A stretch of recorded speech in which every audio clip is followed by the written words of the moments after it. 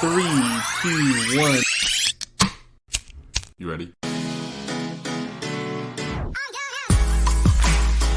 You're listening to the Real Pineapple Podcast Network.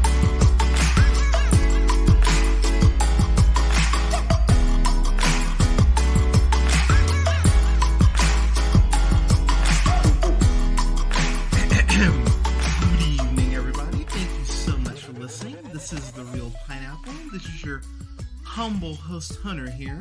I've got a review for, I will say, maybe my biggest surprise film this year. I'd probably say. I've got a review here for Vacation Friends, which is directed by Clay Tarver. You know Clay Tarver, he was the writer of Joyride with Paul Rudd and Steve Zahn and Libby Sobieski. I actually like Joyride. I think it's a fun little thriller. But he also was a producer on Silicon Valley, which I do think gets a little long in the tooth by the time it's all said and done. But maybe the first two seasons are some of my favorite seasons of TV in the last decade. I am a big fan of Silicon Valley. But this movie stars Lil Rel. I'm just going to call him Lil Rel because Lil Rel Howery, it's too long. Just shorten it to Lil Rel. Come on. But it stars Lil Rel as Marcus, Yvonne Orji. I think that's how you say it. Orji? I'm going to go Orji. You know her from as Molly on Insecure, which I've watched some Insecure. I'm not a huge fan of oh my gosh, I can't even think of the main actress's name. Yeah, not a huge fan of her, but I think the show's pretty damn good. Issa Rae, I think, but stars her, of course, John Cena as Ron and Meredith Hagner as Kayla. You recognize her from Search Party. She is she was the voice of Mads on Bob's Burgers, and she's Misty on Palm Springs, which if you have not seen Palm Springs, please see Palm Springs. And she's on Younger, which actually is a very, very underrated show if you've not watched Younger. So I have to talk about this real quick. John Cena, for as much shit as he got at points for being a wrestler, at points deservedly so, because he won all the fucking time, as much crap as I've given John Cena throughout the years, and I tell him to his face that I think he won too much when he was in WWE. The thing I will always say about John Cena is that when he dives into something, he dives headfirst into it, and no one is ever questioning Cena's work ethic. Cena himself is actually one of the few things in Daddy's Home 2 that actually made me laugh when he's Roger.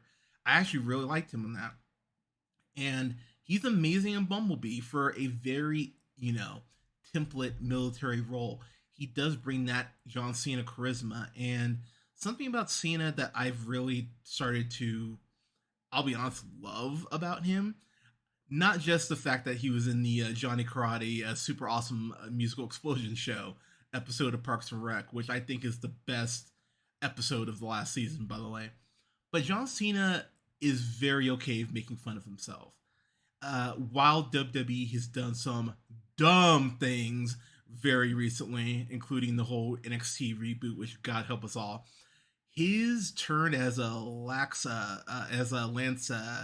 Catamaran in a Southpaw regional wrestling. If you haven't seen that, and you're a wrestling fan, I highly recommend. It really shows John Cena's comedic chops, and I think he's a damn good voice actor. He's one of the few characters in Doolittle I actually kind of gave a shit about, and he's great in Ferdinand as well. But what I love about Cena is when he goes R-rated, it tends to work really well. His turn as Steven in Trainwreck, even though he's only in the first bit of the film, is a genuinely fun turn and really funny. I've already mentioned Bumblebee, even though it's not R-rated, he's great in that. And then in Blockers, him playing a dad, he's really, really great as Mitchell, and you really actually understand that he just wants the best for his daughter, and it's a really sweet dynamic that is woven throughout the whole film. And as I've mentioned, because I've already harped praise on it, Peacemaker and the Suicide Squad, which just came out. If you have not seen the Suicide Squad, it leaves HBO Max on Sunday. Watch the Suicide Squad. It's fucking amazing.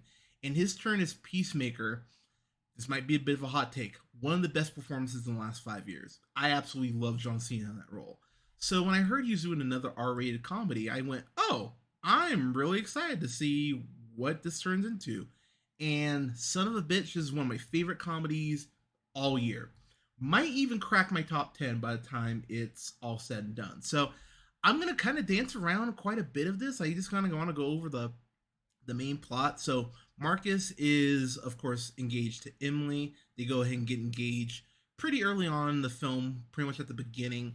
He is going ahead and trying. Little Rel is very much like my partner. He likes to have everything planned out. He's very organized in that sense, which Alea, I love you. But he's very organized to the T. Wants to make sure, this is set up here and this is set up here. Plus, he is trying to, get the love of his life to agree to marry him. So I understand why he's a little stressed, but he goes ahead and calls this incredible hotel down in Mexico, I want to say. And I love the fact that the guy who picks up the phone even brings up the fact that, is this Marcus? And he goes, yeah, how'd you know? He goes, yeah, you've called it enough times. I recognize your voice. And I just thought, as insane as that is, I thought that was incredibly sweet. And the engagement, of course, does not go as planned, because why would it? They walk into the hotel room and it's just completely trash, and the ceiling has caved in with water. And it's because we come to find out Ron and Kayla got a little wild in the hot tub, and the water might have gone ahead and hit the floor and just gone ahead and seeped through and fucked up their ceiling. And so here's my biggest, I don't even want to say it's a complaint, because it serves the story, but the biggest compliment I think I can give this film is that you feel like it's gonna go one way and it kind of goes another. And when I say it from that sense, Marcus and Emily are pretty fucking stuck up. And I'll be the one to say it, as a person of color, I really was sitting there going, I kind of hate both of you. Like, you both kind of suck, and you're both up your own asses. And I understand, yes, I mean, having your hotel room fucked up, oh my god, I'd be fucking livid. But Ron and Kayla go ahead and go, hey, go ahead and stay in our room. Don't even worry about it. We'll give you like the master bedroom. Like, they are being as cordial and as sweet as you would imagine. And honestly, even though they fucked up their room, I mean, they really don't have any obligation to have them stay with them. So I actually was pleasantly surprised in the way they kind of wove that in. And so they end up having this incredible fun time with each other. I want to say they say it's like they say it's either 5 days or it's a week. I think they say it's a week. And basically, Ron and Kyla are just these incredible, awesome hippies. Basically, that's what they are. Ron is, you find out, is a like a park ranger, and then Kyla works at a high-end dentist, a doctor's office. And when you find out their jobs and how they're so carefree and just kind of wild, you are kind of surprised, like, oh wow, this is like, you guys are really showing out. But when you think about their jobs, it makes sense, because their jobs, from the way they do describe them, they feel pretty fucking stressful. So when you go, oh yeah, this would be one of those things, you go, oh, this actually makes sense that you would be this, intense. I really just love the camaraderie between the four of them. And when the four of them are on screen, that's when the film's at its best. I would say John Cena and Marcus, that might be, Ron and Marcus, that might be my favorite relationship in the whole film, because I will go here, because why not? I'm about to go on vacation, so why the fuck not? Marcus has just kind of been beaten down by Harold, who is going to be his soon to be his father-in-law. he doesn't feel like Marcus is good enough for Emily. And obviously, no dad's going to feel like any partner that their daughter brings home is good enough for them. I get that. But Harold is damn near a supervillain. Actually, fuck it. He is a supervillain. Him and his wife, Suzanne, who's played by the still amazingly gorgeous Lynn Whitfield. You, of course, know her, unfortunately, from Medea's family reunion. Hopefully you know her more from the Josephine Baker story, which, if you have not seen that, you really should. It's a fucking incredibly well done film. But I love the way that they make these parents fucking pieces of shit. There's a point where Harold is introducing Marcus to the family at their wedding party, or at the wedding recital, and he goes, "Oh, everyone, this is Marcus. He's a construction worker," and he says it was just enough stank to let Marcus know, "Motherfucker, I don't like you." And the thing about Marcus, he owns this construction company. He's not a construction worker. He owns the goddamn company. He built it up. He built it from the ground up. And and I realized my voice just went up but it's insane to me in the best way, because Harold is giving Marcus so much shit that I'm sitting there watching at a point going, dude, what is your fucking problem? Like, ease the fuck up. He cares about your daughter, clearly. And here's the one complaint I'm gonna have against this film. Emily being Marcus's partner, they make it known very early on that Emily's family just looks down on Marcus. And there's really never a point where Emily checks them on that. And as a partner, it's like you cannot let your partner be abused like that in front of your family. There's no fucking excuse for that. You cannot let that happen. It's really frustrating. And that is the one thing that, even when the film kind of gets to its end, it never feels like the film adequately addressed that enough. At least for me. Some of y'all might feel different, and that's fine, but it was something I really was sitting there going, I don't like this. And even my partner went, yeah, she should have been way more, in her parents' face about that. So, not crazy about that. So, that's my big complaint. Outside of that, this movie's fucking wonderful. I haven't laughed this hard. I mean, the Suicide Squad made me laugh. Suicide Squad made me laugh hard. But this is a perfect... This is going to sound insane. This is kind of a perfect companion piece and kind of a great double feature with the Suicide Squad. I would actually watch these back to back.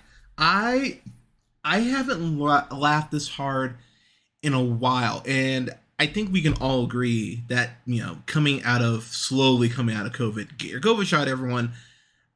I think we can all agree that we could all use some laughs. And considering this is a 20th century film and it's on Hulu, if I'd seen this in a theater, if I'd seen this at a low matinee, I would have been like, wow, I kind of stole money from y'all because of how much I laughed. If I saw this at full price, I would still say, yep, I stole money from y'all. I adore this movie. There are multiple gags in this. I don't want to go through all of them because, again, I really do want people to discover this for themselves. There's this point early on when we're introduced to Ron and Kayla that Ron is driving this jet ski. Kyla's hitting a bowl. hitting a bowl while Ron is driving this jet ski, and riding this jet ski, and I just went, this is the couple I'd hang out with. I would get drunk as hell with them. There's a point where they go ahead and they just go on this giant bender, and we get this great montage. There's a point where they're down in I can't remember where. I think they go to Tijuana. I can't remember exactly, but they go watch some wrestling. They go and see some luchadors.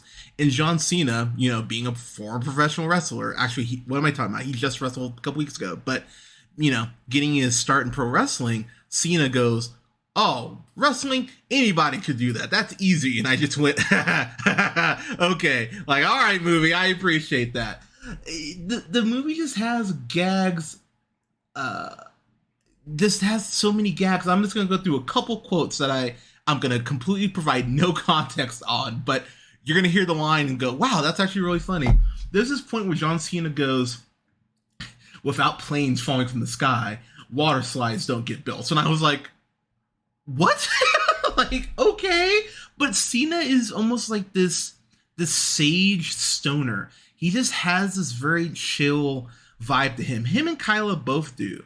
Ron and Kyla both do. And that was probably the thing the most that I just went, I want to hang out with these people. And when Marcus and Emily inevitably, have a fight with Ron and Kyla, because of course they would, when they inevitably have their fight, they really come across like incredible assholes. And I appreciate, that is one thing I will give the film. The film really does check them on the fact that, look, Ron and Kyla, they bailed your asses out.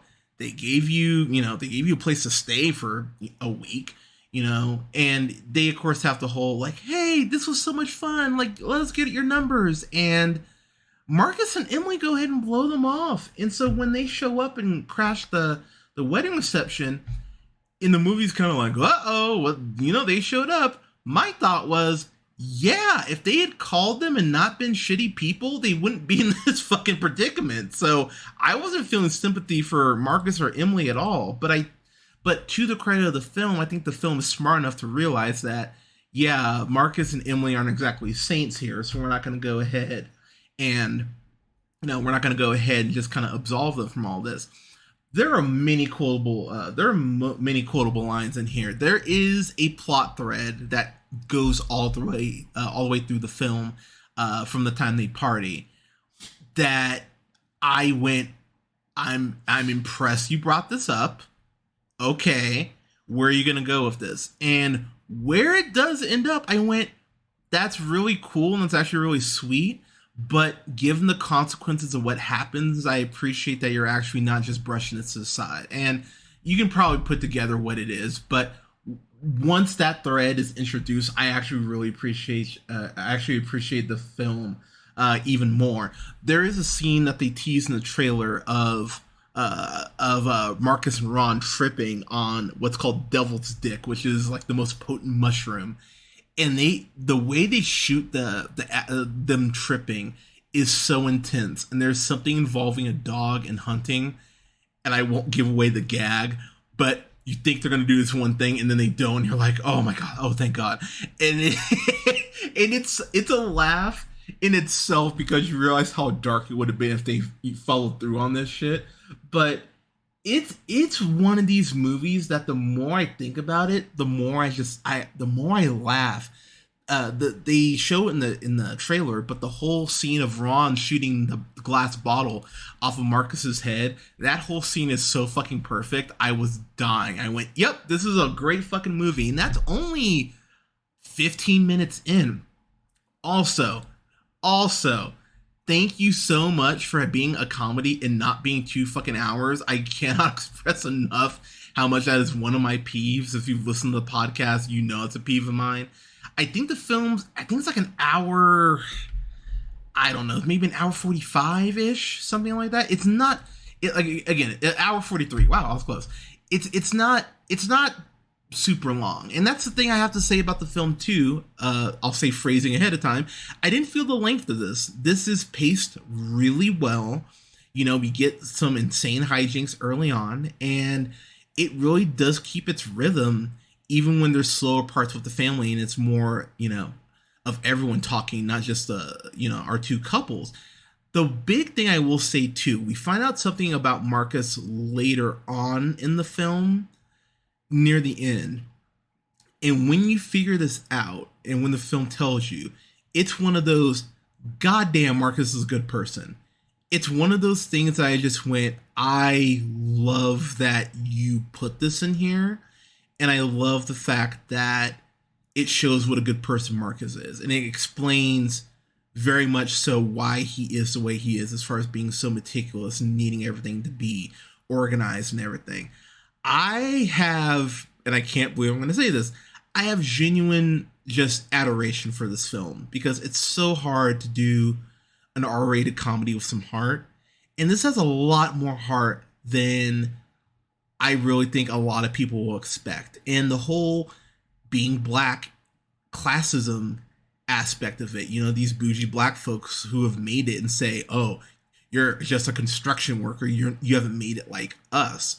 that is a plot thread that, while explored, if they could have explored a little more, it wouldn't have bothered me. But it's definitely there because Marcus's folks, they're more, they're not bougie at all, and they're street, as Emily's parents would probably say. Actually, they would say that shit. I think they do say that shit. But I love that dynamic, and I really like that the film does explore that as well and doesn't just leave that on the sideline. But getting my final thoughts here, I don't think I can. You know what? Actually, fuck it. I'm gonna go fan-fucking-tastic on this. For a comedy that made me laugh this hard, yeah, this is a fan-fucking-tastic. Because I was gonna go an A, and so I got a screener for this like 10 days ago. I've probably watched it already twice? No, 3 times. Because I watched it once with my partner, and I've watched it twice since. So, yeah, I've watched this 4 times already. So, yeah, this is a fan-fucking-tastic. I've watched Suicide Squad 4 times, just to put in perspective. And I did do a double feature of this and the Suicide Squad. And it's a great double feature. Highly recommend. But, yeah, I had so much fun with this. This is a blast. It's on Hulu. Watch it. It is well worth your time, and you will cry at a couple of points. I laughed multiple times where I was just tearing up. But I had so much fun with this movie, and we're getting a sequel. So, hell yeah. Apparently, it's the biggest 3-day...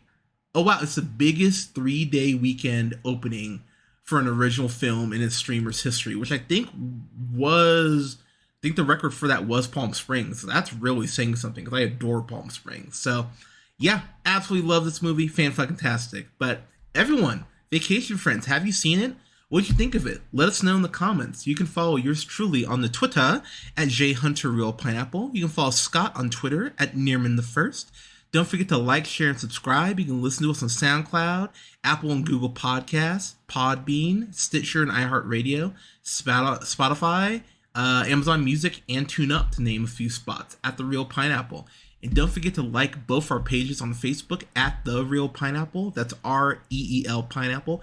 And Real Pineapple Games. I'm going to be hopping on Twitch. I determined I'll be hopping on Twitch in October, because I'm going to be talking some Halloween movies, and I'm going to be streaming Resident Evil 4, which I am stoked to be streaming that. That's going to be the first game I ever stream. So go ahead and follow our pages so you know I'm going to go live. But everyone, thank you so much for listening. We'll have reviews up here next week, because as I mentioned at the beginning of the review, I am on vacation officially now. So I will have reviews up though next week for Shang-Chi and the Legend of the Ten Rings. I'm stoked to see that. I might actually see that while I'm on vacation, but we'll see. And we'll have some other stuff as well. But everyone, thank you so much for listening.